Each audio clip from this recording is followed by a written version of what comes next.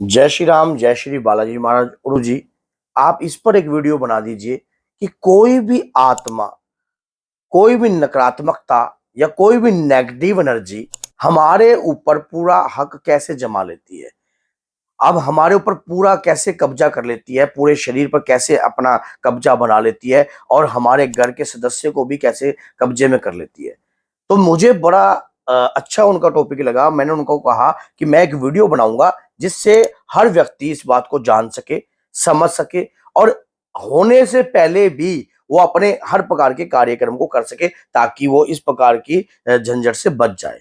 तो अगर वीडियो अच्छी लगती है तो लाइक करना, चैनल को सब्सक्राइब करना, बेल आइकन बटन को दबाना मत भूलना, क्योंकि आने वाली हर वीडियो की नई नोटिफिकेशन आपको पहले ही मिल जाएगी। तो क्या होता है कि जब भी कोई शरीर पर आत्मा आती है तो वो कुछ हमारे कारण ही हमारे शरीर पर अपना कब्जा करती है।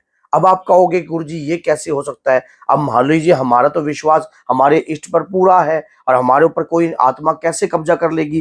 कैसे कोई नकारात्मकता हमारे ऊपर हैवी हो सकती है? हम तो बाबा का पूरा ध्यान करते हैं, पूजा करते हैं, पाठ करते हैं, माँ दुर्गा का ध्यान करते हैं, फिर भी और घर में हनुमान चालीसा भी चल रही होती है, फिर भी कोई आत्मा कैसे कब्जा कर लेती है? देखिए, आत्मा परमात्मा का सूक्ष्म रूप है।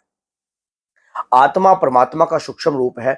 और जब हमारे कर्म, जब हम पूजा पाठ भक्ति या प्रवृत्ति कुछ भी करते हैं, जैसे ही हमने रेगुलर पूजा पाठ करनी थी या कोई भी आत्मा अगर हमारे पास आई या हमारे शरीर पे आई, उसका जुड़ाव हमारे कर्म से था, हमारे कर्म से जुड़ा हुआ था।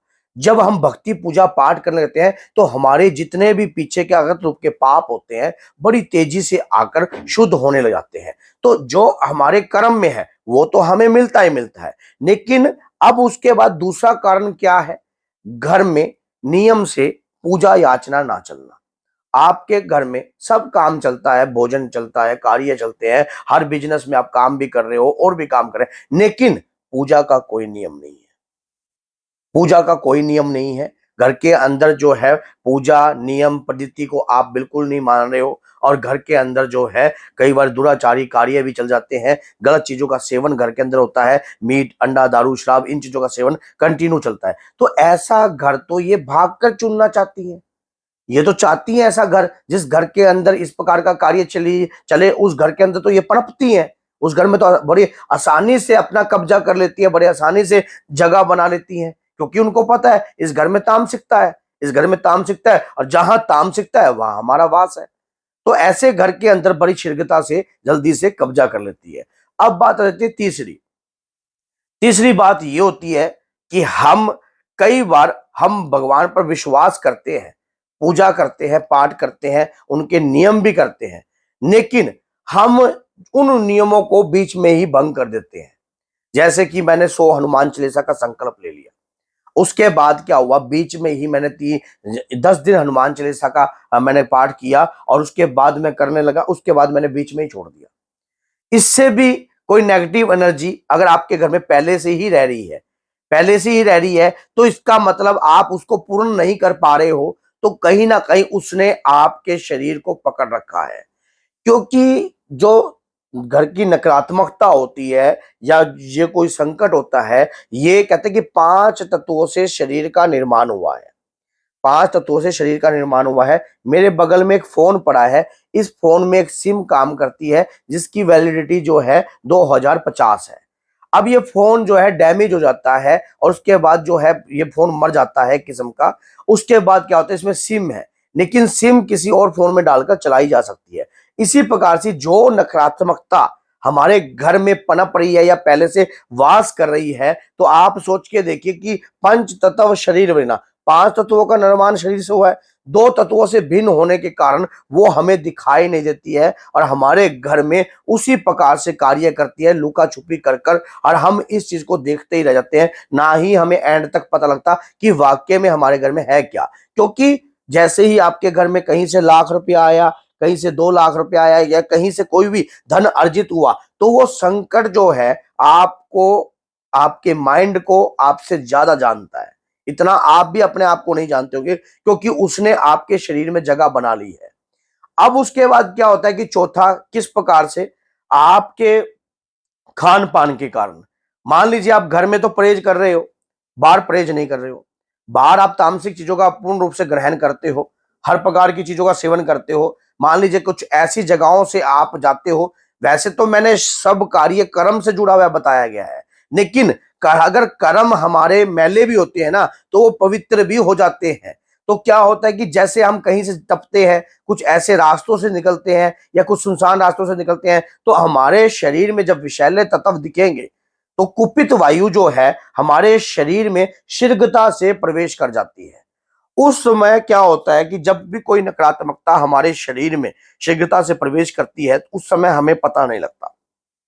आपने कहीं ऐसे आस पड़ोस या आपके नजदीक कुछ ऐसे लोग देखे होंगे जो अचानक ही बहुत अच्छे स्वस्थ थे और अचानक ही सडनली इतने जल्दी बीमार हो गए। आप कई बार सोचते हो यार उसकी किडनी फेल हो गई, उसका लीवर फेल हो गया और अचानक पता ही नहीं लगा किस कारण हो गया।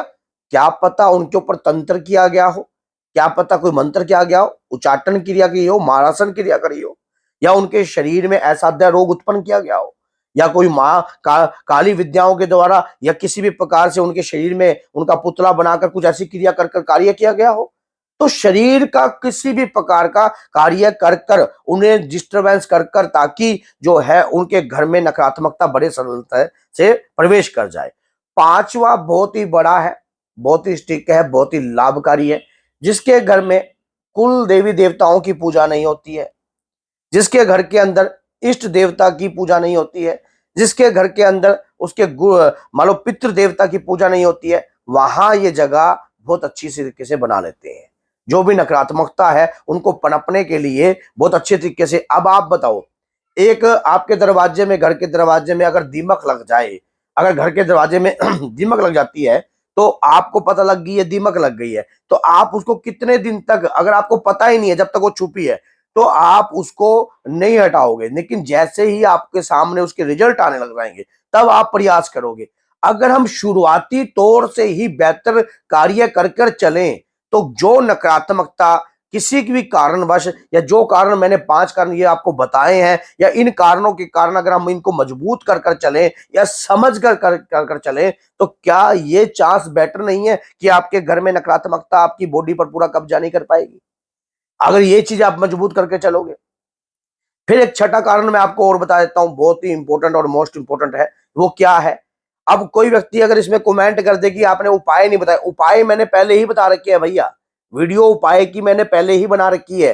नकारात्मकता से कैसे छुटकारा पाना है, घर की नकारात्मकता को कैसे समझना है, किस तरीके कितने प्रकार के संकट आपके घर में हो सकते हैं, तो ये वीडियो मैंने पहले ही बता रखी है। अगर कोई प्रेत रोग की पूजा करता है या कुछ भी या खाना खाता है, सब बता रखा है मैंने चैनल पर। 3800 के करीब वीडियो बनी हुई है। एक एक वीडियो को ध्यान से समझोगे, देखोगे तो आपको कहीं जाने की जरूरत नहीं पड़ेगी। जो उपाय, आप तो चलो यही है, जो लोग बाहर रहते हैं वो यही उपाय कर कर ही स्वस्थ हो रहे हैं।